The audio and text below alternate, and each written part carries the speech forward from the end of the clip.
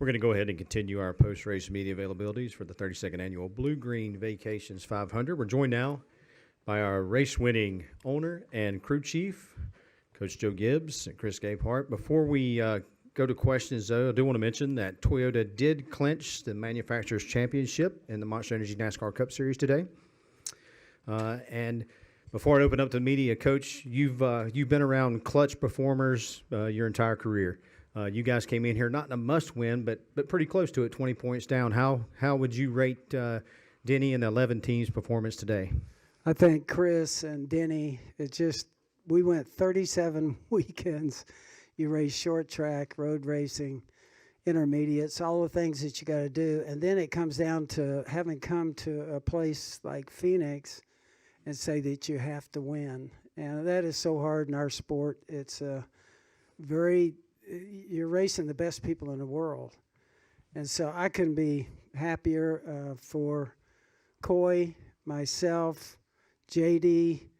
I called Melissa, JD's wife, and Pat, my wife, and said, JD's going to get to go to Homestead. He's going to be on that car. I really think he's been a part of this whole year for us in the 11 team. I was emotional today and still am. I can't thank everybody enough. It's a thrill for me to be a part of this, and it was just an awesome day for us. We'll go ahead and open it up to media. If you'll raise your hand, we'll get a mic to you. We'll start with Wolfgang, then come to Jeff, and then here. I have two questions.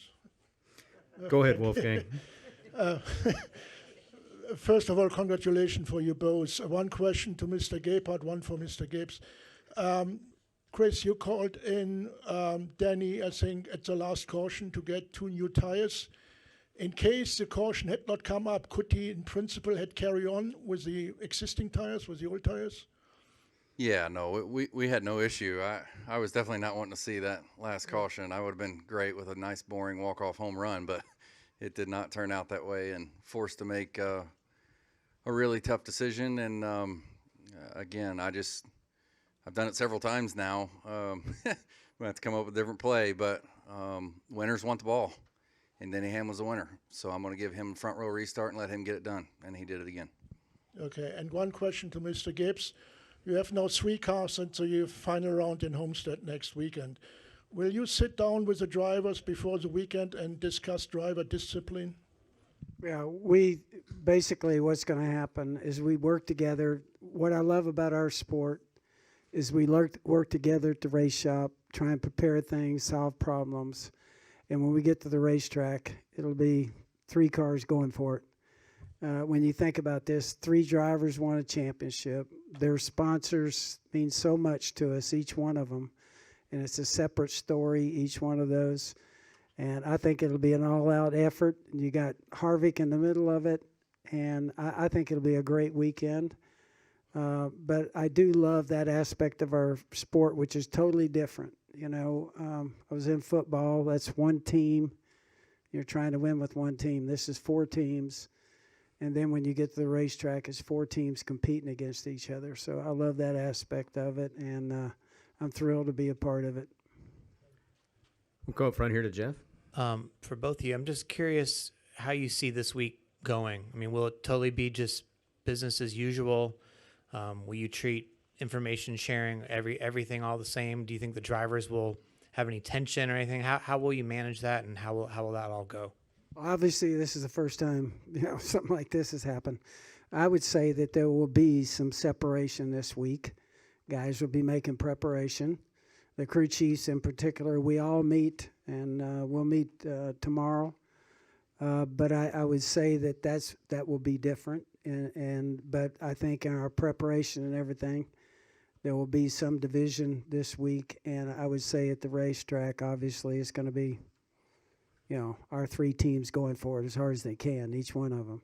And I think if you think about that, the drivers, how important that is. Denny obviously has not won a championship, and so you can imagine how hard he's going to go for it. Chris is running the show there, has done a fantastic job this year with him. And so you can imagine Denny's situation. Then you got Kyle, would love to have it, is going to go after it as hard as he can. and for him today to be able to finish second, and have all the pressure of during the race with Joey and everything, and then Martin. So it's a thrill for us to be a part of this. This is going to be a kind of a wild week, and I think it'll be an unbelievable race. I think our fans will enjoy it. I think you got 4 heavyweights in there, and everybody has a reason to want to win it. And like I said, I just hope everybody will go to JD's website, jdgibbslegacy.com, and it's been a thrill for us this year and our family. I'll be brief. We won't change a thing. It's been 35-point races that's got us to this point. I keep singing it. It's process and procedure that's got us here. I'd be a fool to change anything. We will change nothing. All right, we're going to go right up front. Then we're going to go over to Jenna, Nate, and Jerry. Justin Schuler, Speedway Media. First off, Coach, congratulations on getting 3 cars into the playoffs, and Chris, congrats on the win today. But Chris, when Elliott wrecked, did that change any kind of game plan at all or any mentality? Obviously, it was a battle between Kyle Busch and Logano being so close in points, but it was also a battle potentially going into today between you and Elliott, who appeared to be 2 of the faster guys, and obviously that showed off in the first half of the race. Did that change anything at all? No, other than, Chase Elliott and that race team, such fierce competitors, you've always got to keep an eye on them. Doesn't matter the scenario. But honestly, I knew pretty early on, and certainly after the first adjustment, that we had a car capable of winning the race. And then it's just a matter of executing. You hone right in on your scenario, your game plan, what it's going to take to get it done. Execute whatever play you gotta come up with next. And those are great days. I mean, those are the days you want to have, when you kind of control your own destiny. And I knew pretty early on there we were going to be as in control of it as possible. And fortunately, it all worked out. We'll go to Jenna, then Nate, then Jerry. Hey, Chris, Jennifer, AP. Denny's had 2 different mindsets going on this week. He said the it's not over thing, and he also has had, Mark Martin, if we don't win, if we don't make it, I'm not going to be disappointed. I understand that you did not like that comment from Denny. Can you talk us through that? How you understand that? Because Marty said it live in the race. Yeah. Oh, okay. National TV. Gotcha. Yeah. Thanks, Marty. Yeah. Appreciate that. So I guess I'm rookie to all this. I have to say off the record in the future. You do. Okay, You do. gotcha. But I would like this on the record. So what you thought of Denny's 2 different kind of visions for this week? I think Denny is pure class, and him recognizing Mark Martin and Mark Martin's success in this sport, and how he would be completely content with his career in a similar situation is the answer I would expect from him, because he is a champion, and regardless of whether we go win next week, he showed everybody why today. But that's not my job. My job is to be the leader of this race team, and every one of my players needs different motivation. And from me, then he gets constant pushing. And I don't expect him to share what was said between the 2 of us, but I told him that a week from now, we're going to put that to rest. And if we don't, it doesn't matter, because, again, to me, he proved what a champion he is this weekend, and next week is a free roll for us. It's going to be a lot of fun, and I'm looking forward to it. Let's go right here in the middle to Nate, then Jerry, then Pat. Nate Ryan, NBC Sports. For Joe, so the final restart, you've got the leader on 2 tires. You've got a team car in third on 4 tires and ends up finishing second. I mean, and if he finishes ahead of the 11's out. So how'd that feel? Believe me, that was a serious heartache. You were at questioning that point. me quite a bit, weren't you? I went to my knees on that one because I knew exactly. I saw all of a sudden Chris took 2. And then Kyle sitting there with 4. I said, "This could be a mess," and matter of fact, early in the race, you probably heard Denny go to Chris, "Hey, I apologize for my restarts," or something like that. I just haven't been able to get it done, and so anything could have happened. And if you think back to Homestead in the past, it has happened to us. And I was afraid that would play out. So that went through my mind. I don't think I'll ever forget that, Carl, and everything that happened at Homestead that time. And that's the reason why our sport is so hard. And to go through this, the current way that we have it set up, these little 3-race playoffs, you got to really go through a lot to get here. I think everybody right now is kind of exhausted. But we'll go home, rest up, and get after it. You root for the 11 at that point? I mean, you're not rooting for the 18, right? Well, had the 18, if he had won that, obviously that'd been great for Kyle, but it wouldn't have been as good for the race team. And I think Kyle went after that as hard as he could. And I think he got out of the car and said, I had 4. I think he was upset with everything that happened. But if you would just say it worked out the best for the race team, yes. We'll go to Jerry, then Pat, then Bob. Jerry Jordan kicking the tires on that. So you're saying there were no team orders? Believe me, it wouldn't do any good if I had team orders with this crew. If you tell these guys at the end to win a race or back off, I don't think that's going to work. You've seen us in the past run over each other, so I think we got a history there, a pretty good history. Now, I appreciate, like I said, each one of these guys has their own career. They got their own sponsor.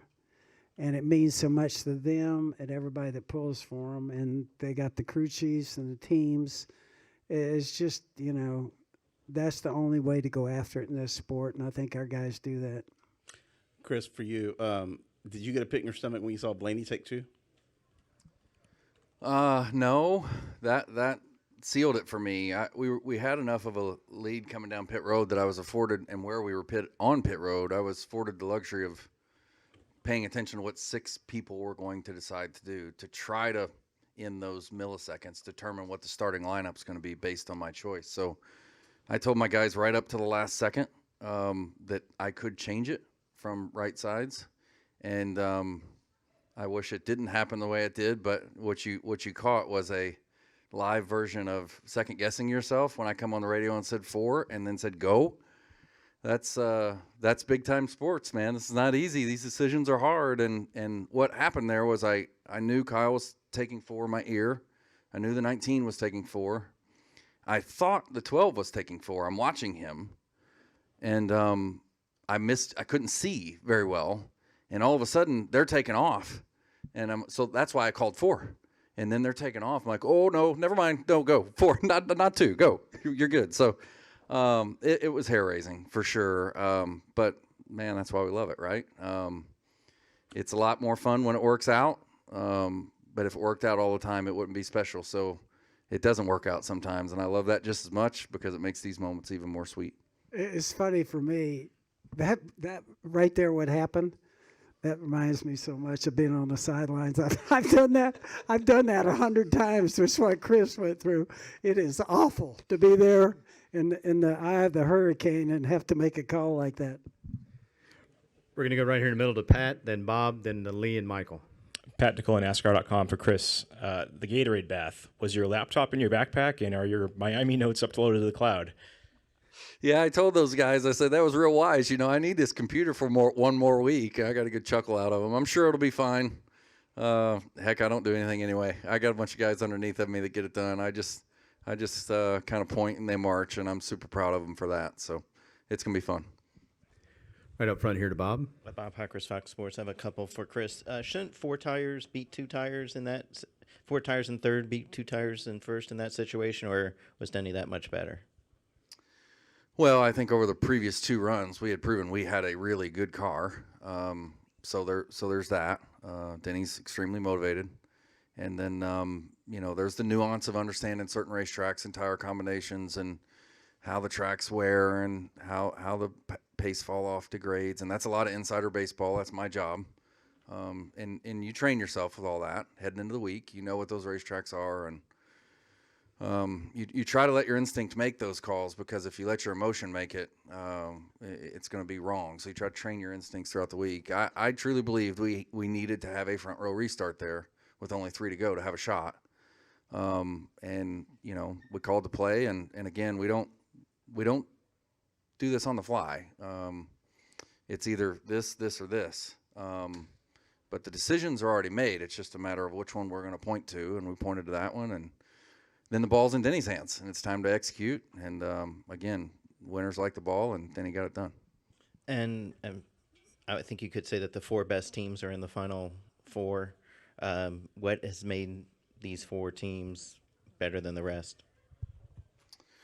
It's humbling just to be a part of the 4, to be honest with you. I think the other 3, it's very clear.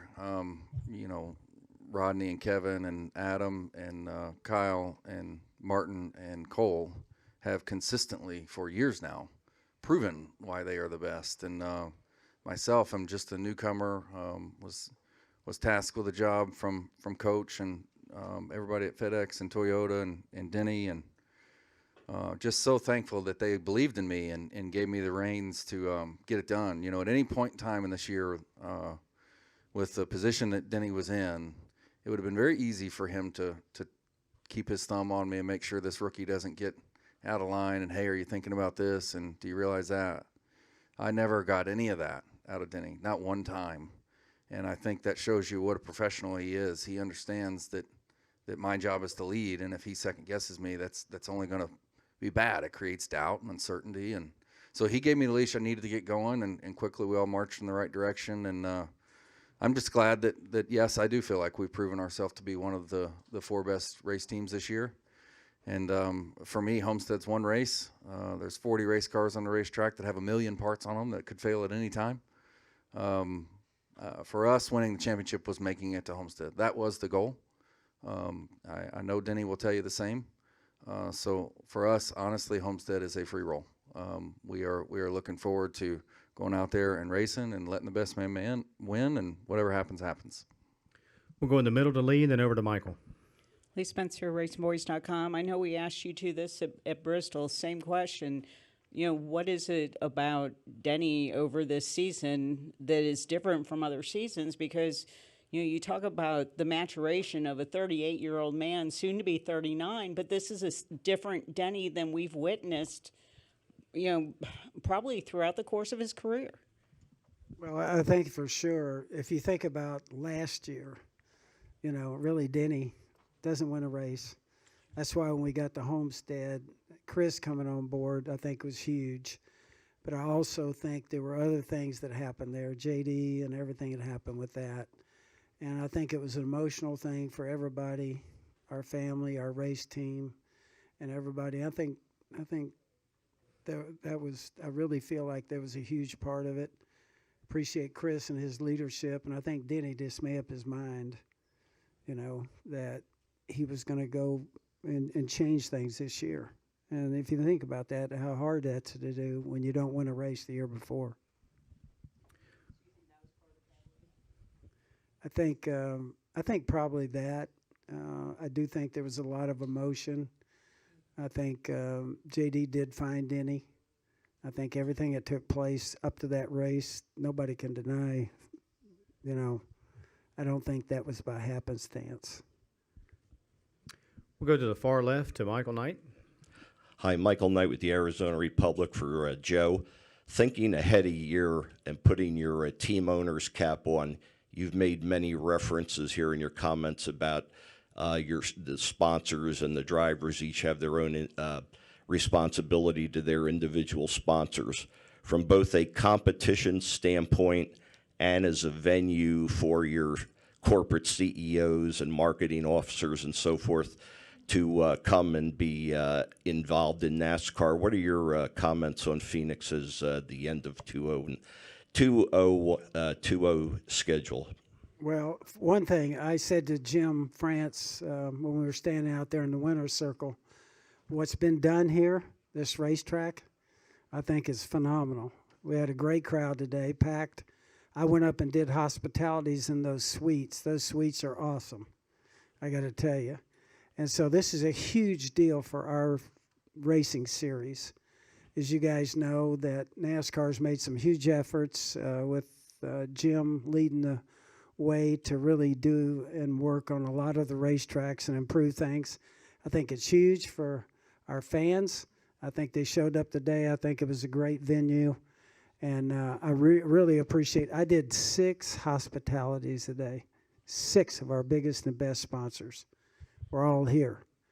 That's a huge deal for us. I'm bullish about our sport. I mean, we've got some of the biggest and the best sponsors on our cars. We've had 5 of our biggest re-up with us over the last 18 months. I think they don't do that unless they see value. We got social and digital. You guys are a big part of that. We have 38 weekends, a huge number of weeks where we have content and social and digital. Our B2B is really growing each and every week. We got one whole group of our staff that deals with nothing with B2B. And so I am bullish on our sport. I appreciate our sponsors. Toyota has been such a, you can imagine when you get companies like that in our sport, what that means to us. And we're thrilled to have our partners that we have. So I'm excited about the future. We're going in the middle to Davey. Davey Siegel with Front Stretch. Questions for Coach. I saw Ty was watching the end of that race at the 11 pit box. What do you think of his performance last night? I was thrilled for Ty last night. We didn't pass inspection, so he had to start in the back of the field. And when he got up there about halfway, I was really proud of him. He had about 4 restarts at the end, and so we're thrilled with Ty. I got 7 grandboys and one grandgirl. She's horses. I found out that's expensive. But the boys are all in stick and ball. That's much more reasonable. Ty, from the time he was 2, wanted to race. And we're thrilled and thrilled to see him get an opportunity. So that's going to be fun. We'll come right up front here and finish up with Dustin.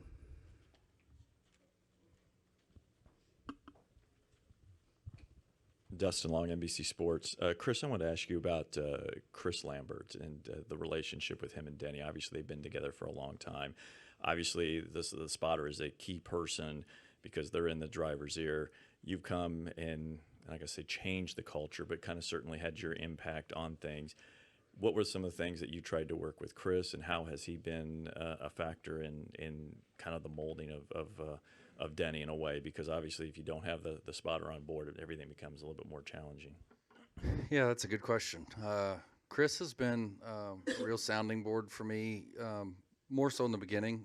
You have to remember I was an engineer on the team for Denny in 2015, so I have worked with Chris for a year and worked with him for a year on Brandon Jones' side, and with Eric Jones. I've actually worked with Chris a lot. And so as I'm finding my way in this race team and learning how to build this relationship with Denny, Chris was an integral part in helping me understand what would motivate Denny, what wouldn't, how to address him, how to lay the foundation as I go. And then in return, I think what Chris would tell you is, having driven myself, never at this level, I'm able to articulate and provide feedback to Chris like maybe he hasn't gotten in a long time, in terms of the things that Denny might want to hear and when he needs to hear them and how concise it needs to be or not. And that can change on any given weekend, any given scenario.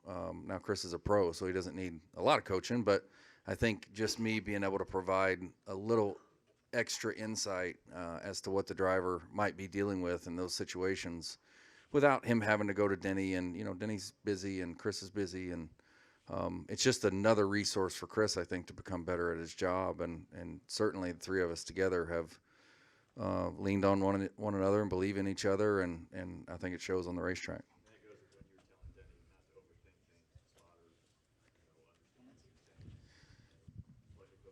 Well, yeah, I mean, it goes back to, like I said before, I firmly believe that in Denny's case, I'll call it Monday through Thursday, you work very hard to train your instincts. And then after that, you have to let instincts take over. Denny, especially in his job as a driver, he's making 1,000 decisions a football field a second. And if you try to think your way through every one of those, you're going to fail. So it's difficult when the pressure's high. To just go with your gut and what your instinct says, and then just don't look back. But I just try to provide a little reassurance to him that that's the right thing to do. And again, Chris being the pro that he is, he just sits back and lets that go on because he knows it's right as well. Coach and Chris, you are free to go. You're welcome to stay, but you're free to go. And we're now joined by our race-winning driver the number 11 FedEx Ground Toyota, Denny Hamlin.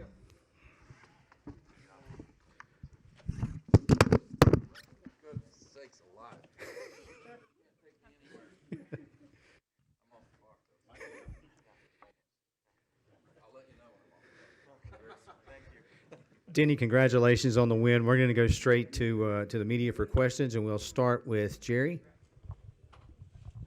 Jerry Jordan, KickingTheTires.net. Denny, you came into this race, you said you were 20% odds to win it. Obviously, you beat those 20%. Talk about going into Miami, and technically, I guess, on the schedule, on the odds sheet, you're 25%. But is there any leeway there in those odds? You know, it's so many different factors that goes into it. I mean, how many times has the fastest car really won the race? I don't know exactly what that number is, but there's just so many elements that can take you out. It was looking like with that last caution, they were trying to find a way to keep me out of there, but it just you know, like I say, it's so difficult to win these races. So when you do and you execute the way we did and perform the way that we did, you always feel like you got a fighting chance. And I knew at the end of the race last week that we were going to have a fighting chance. I had all the parts and pieces I needed to go to Phoenix and win the race. But it's all the unknowns that you don't know about. So I just made sure I did my job, and Chris worked really hard and did his job, and it's great to have a result like that. We're going to go up to the press box for one, then we'll come back down to Lee and Jeff. Press box, go ahead. Chris Knight, GetTrends.com. Denny, congrats on the win. I was just wondering if your relationship with Chris, what's it like, or Chris Gabehart, what's your relationship like outside of the race shop? What have you guys done to build a relationship this year? Some drivers and some drivers and crew chiefs have gone to go fishing or go hanging out, go on vacations or whatever, just to get to know each other. What's your relationship with him on a personal level? We don't really hang out much outside the racetrack. We have a professional relationship, but I understand him really well, and I think that his history in short tracks. In my history in short tracks, we speak a lot of the same language, and that allows us to have a great professional relationship. And so I put my full faith in him that when I hit the racetrack, everything is right, and he's got me a race-winning car, and he expects me to drive it to the best of my capability each time I get on the track. So you don't have to have a extra relationship outside of racing or outside the racetrack to have a good professional one. And that's what we've got right now. We'll go to Lee, then Jeff. Lee Spencer, RacingBoys.com. What went through your mind when that caution came out at the very end? Shit.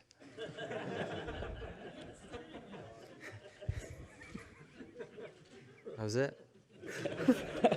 Pretty much says it all. To kind of follow up on what Nider was asking you, what is it about Chris's demeanor? Because he seems to be a bit of a ball buster. Yeah, I mean, he holds everyone accountable, everybody accountable, from top to bottom. And so I think that he even though this is his first year, he just, it's like he's been doing this for a really, really, really long time. And, he has on the crew chief side or the engineering side, he has got quite a bit of experience. But, managing the people is what typically is the challenge of first-year crew chiefs. And I think that that's what he's specialized in. I mean, I know that when my pit crew was struggling early in the year, and we were, I think, ranked about 25th or something like that, he says, I'm going to turn this crew into a top 3 or 4 pit crew. And by the end of the season, we've gotten really, really, really close to that. So he's just he's like Joe in the sense of that he gets the most out of his guys, everybody. And so I'm not sure what it is, but he's got some motivation in him for sure. Every week he kind of gives me a little speech when I'm strapping in the car, and his confidence in me is unwavering. He says things that otherwise I would just say is, well, you're just pumping me up. You're just making me feel good, but he finds a way to make it relate and make you believe it. We'll go right here to Jeff and then Davey. I know you think these things through. So what was your mentality on that last restart? I mean, you have 2 tires. You're starting next to 2 tires. You've got 4 tires behind you, but it's teammate. What were you trying to do? How did you execute that? So I wanted to choose the top simply because I thought that if I went into turn 1 side by side, I'd rather be on the high side. I thought that I'd seen Kyle get a pretty good run in the traction stuff on a few restarts, and I saw it in a few restarts in the truck race as well. So I just thought that if I was going to be at a deficit of grip versus my competition, I had the option to go up there and get more. It was going to be a longer distance, but I had the option to go up there and get the grip that they didn't have. And so I think that that was the reason I did it, and luckily it all worked out for sure, especially, I think having the 12 under there with 2 tires as well, gave me a little buffer there because, if it was Kyle side by side, I'm not sure I would have held him off, but, I would have damn sure tried. We'll go here in the middle to Davey and then to Dustin. Davey Siegel, front stretch. So coming in, mathematically, it was possible for you to point your way in, but as the race wore on, it became clear that you had to win. And you did that. So what kind of statement do you think that you made here today, if any, in your mind? Well, I mean, I knew that we had options. I thought, really, even after the first stage, we still had options. But when we finished second to the 22 in the second stage, I knew it was pretty clear. I knew that given the cars that were on the lead lap, where he was running, that it was going to be difficult. And even when he was struggling, he was hanging around 10th or so. That just wasn't going to be enough. We were going to fall, about 6 or 7 points short. So I knew that we needed to win, but I knew right from the drop of the green flag we had the best car. And, it wasn't always up front, but I knew, I could just feel little things in that car that was that, clean racetrack or this thing gets strung out, we're going to be tough. And so I just was patient. Me and Chase had a crazy battle there at the end of stage 2 where I had to almost kind of check myself and bring myself back down to what this position really doesn't matter. If the 22 is going to win, it's unlikely that this one position will matter. But really, other than that, I knew that if I could get better restarts, I was going to be able to handle this race. We'll go to Dustin, then Pat, then Kathy. Dustin Long, NBC Sports. You were in here on Friday, and you kind of were, kind of assessing what the season might be if you didn't make it to the championship. And I guess Chris sent a text kind of to get you to change your thinking. How blunt was that text and the message and how it maybe changed your mindset or that message? Well, I always prepare for both sides, both outcomes. I mean, I mentally put myself in a position where I don't want to go out here and get crushed when we go out here and finish second, have a great day, and we don't make the Final Four. That's still a pretty damn good day. I mean, it's more on my shoulders. It's my fault that what happened in Texas. So I have to take the load for that. But the biggest thing, he always keeps pushing is that, no, we're here to win. We're not going to settle for anything other than winning. But I'm more of a let's not get too high, let's not get too low. So I always like to put myself in the middle to prepare myself both ways. And so I don't think he does. I think he only prepares to win, and he'll deal with it if he doesn't.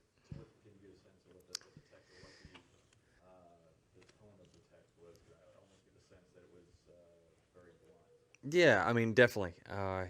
He's like, I don't remember exactly, but, a lot of it is just like, well, expect more from yourself. And so something of that nature. And so I do. I mean, I expect to go out here. I mean, I knew after practice that we had the best car, but that didn't mean anything. In Texas, I thought we had the best car in practice, and I wrecked it. So I just think that he always just, I don't know if he thinks that some weeks I'm more motivated than others, but I'm really not. I always want to win every weekend. This year in particular, I focus as much as I can on each given racetrack. But he's always there to just check up on me to make sure, see where my head's at, to make sure that I'm still as motivated as ever to go out there and capture the big prize. We'll go to Pat, then Kathy. Pat DeCola, NASCAR.com. Does this season have a different feel to it? Like, does it feel special? It feels different than last year, for sure. I think that this is very similar to 2010 in the sense of the car speed that we've had this season. There's similarities for sure, but it is very different. I think that this is a tighter knit group of guys. I think Chris takes a lot of pride in assembling this group of guys from top to bottom. I know, we kind of did an introduction with everyone at JGR early maybe in January, something like that. And we sat around here and Chris talked about, here's what we're going to do. I just want you to see that this is the guy this is the team that's going to take us all the way. And, of course, he's very good at motivation, and you say, all right, well, let's see how this season goes, and you win the first race and you set sail. But he really worked hard to make sure he had the best people possible working on that car from top to bottom. And like I said, when we had pit crew struggles, he says, no, I'm gonna there's more in these guys. I'm gonna get it out of them, and he has. Thanks. We'll go in the back to Kathy, and then the gentleman in the white hat. Kathy Brown, pitting outside the box. Denny, when you look at the three drivers that you're competing against for a championship, they've been with their crew chiefs for quite a while, the combination. You're going into this with Chris and looking at it through a fresh set of eyes. Do you think that could be used to your advantage, or do you see it as an advantage since you're going through it for the first time? I don't know. I really don't know. I mean, I know that there's no question when I get to the track on Friday and strap in and go run my first laps of practice that he has left no stone unturned. He has done the research. He's worked as hard as he could, coming up with a setup that he feels is correct, and I'm content with that. And if we're terrible, we're going to be terrible together, and we're going to go out there and we're going to finish fourth. But I'm confident that he gives me everything in the tank, and that's all I can ask for. So as a driver, you really enjoy working with someone that does that works as hard as he does. I mean, there's no set hours in our relationship. The texts come through whenever we think of it. If it's past midnight and I think of something, I send it to him right away. Sometimes he answers at 6 a.m. when he gets up, but definitely we have just an open communication that is really working well, and I think that will give us an opportunity because, if I was coming back to a racetrack where, hey, we did this last year and we didn't succeed, you will definitely have thoughts in your mind of, well, we shouldn't do that because remember when it didn't really work last year and we went down that path. So I think having a fresh start and a fresh set of eyes definitely could be good for me. We'll stay over here to the left, and we'll come up front to Bob and Nate and Jeff. Brock Beard, LastCar.info. You made a lot of mention of the 2010 season when you had the dominant car here at Phoenix, ran out of fuel, and then you struggled at Homestead. On a personal level, what have you done to change that? What have you changed, really, to come back and win this race today? And then looking ahead, what you're changing for your strategy at Homestead? Certainly. I don't think we definitely weren't as dominant then as what we were today, but we still was leading in a very key moment of the race. Jimmy was struggling. If you want to go as they run, like I was going to have to finish 25th or something at Homestead. It was going to be a pretty,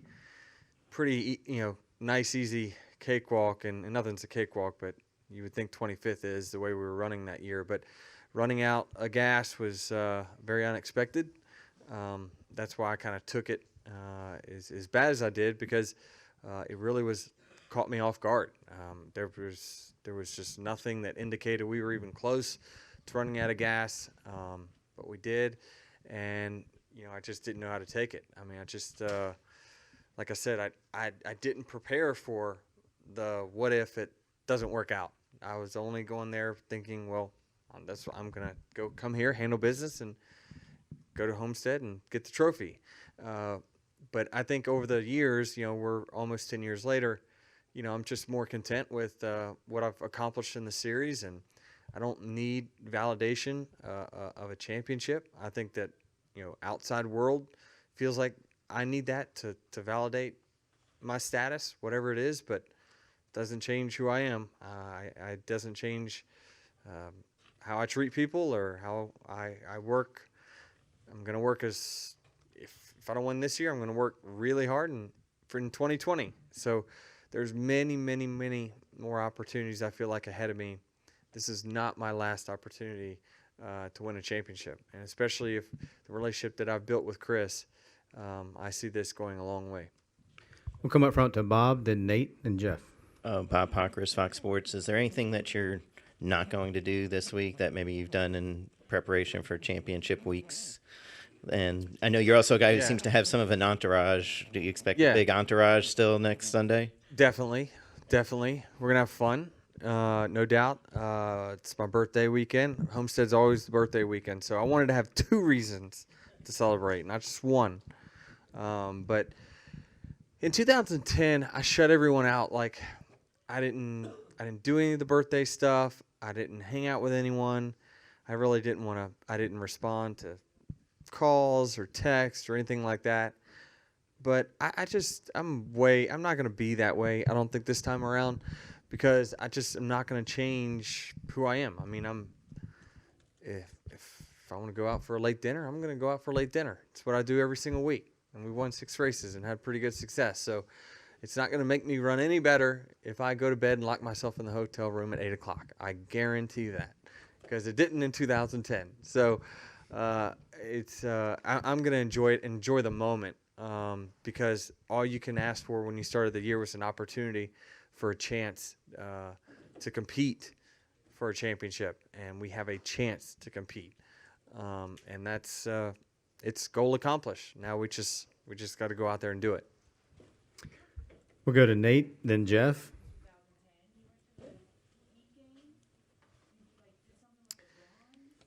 No, I think that was no, that was a different year. That's 2012. That was Lil Wayne, by the way. Lil Weezy. Well, I remember the day before the race saying, no guys, I can't do anything. I need to get a good night's rest and this, that, and the other. I went to bed way earlier than what I should have, and really just overthought it. I mean, I'm not going to overthink it this time. I'm just going to do my thing and have fun and enjoy the moment. We are definitely on house money right now, so let's enjoy it. We'll go to Nate, then Jeff. Nate Ryan, NBC Sports. Denny, on your in-car camera, when the final caution came out, you slammed your wheel, and I couldn't help but think, I'm sure others did, that was the image here in 2010 of you slamming your wheel, coming back to the pits after finishing 14th with the carburetor and running out of gas. So I guess, one, did it ever cross your mind for a brief moment, oh my God, here we go, 9 years ago again? And 2, is today redemptive for that day? Because now I would think when people ask you about Phoenix, they're not going to ask about 2010 anymore. Now they're going to ask about probably today. Yeah, I mean, that's great. Certainly. I mean, I've answered so many questions about that day and the role that it played in the finish of the 2010 season. Yeah, I mean, it definitely didn't make me feel well that the caution, because you got to think, like, I don't even know who hit the wall, or I didn't see anyone with damage or anything like that. But obviously, if there was something on the track, I'm sure it was legit. But from my standpoint, I was just thinking, gosh, guys, like, everyone knows what's at stake. Just keep your car on the racetrack. Let's let this thing play out. But I mean, this has been the finish of many races, right? Late race cautions, and you got to go out there and you got to earn it.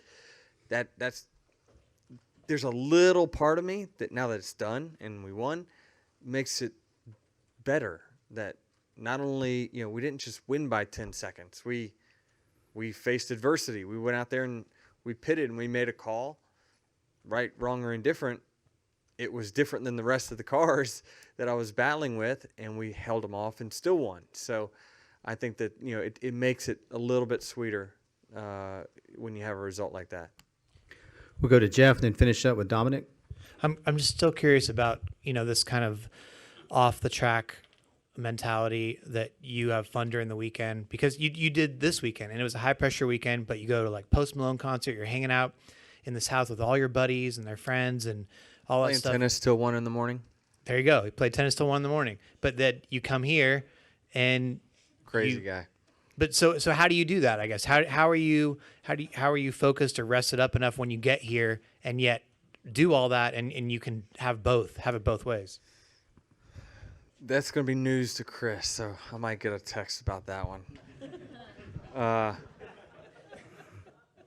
don't know. I mean, we were betting $100 a game, and I was kicking their ass, and it felt so good. So I figured, listen, if I can get in Larson's head early, this is the way to do it, right here. So, no, but for me, we enjoy hanging out. We like all the same things. And so I can tell you, being around those guys and my group of friends, it takes stress off of me. I don't think about racing nearly as much as I would if I was more isolated. And so I think that it's a way for us to relax, and I think that it's good for all of us, for sure. A little bit. I was a little tired, for sure. But I knew that, on race days, for whatever reason, my adrenaline gets going. And when my adrenaline gets going, I won't be able to go to sleep till, I don't know if I will go to sleep, to be honest. But even though I started the day a little bit tired, as soon as I strap in, my adrenaline spikes, and I am no more sleepy time. I'm ready to go.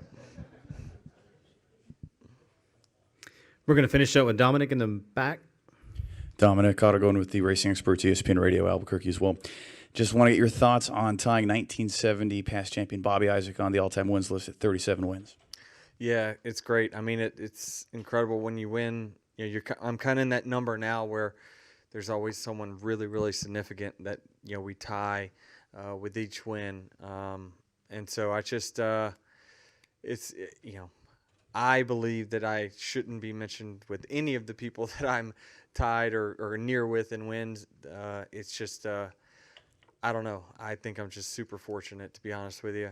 Those guys I've watched, not necessarily Bobby, but a few wins ago, 3 or 4 wins ago, it was Dale Jarrett tied with him. And I was like, well, I watched Dale Jarrett, and he's significantly better than I ever was. So I don't know. I just think that it's really cool to hear that, but it's hard for me to kind of put in perspective that you're in that same realm. Denny, congratulations on the win today. Congratulations on the championship forward berth, and we'll see you Thursday in Miami. All right, thanks. Hey, folks, just as for a heads up, the president and general manager of TRD is available here in the media center. If you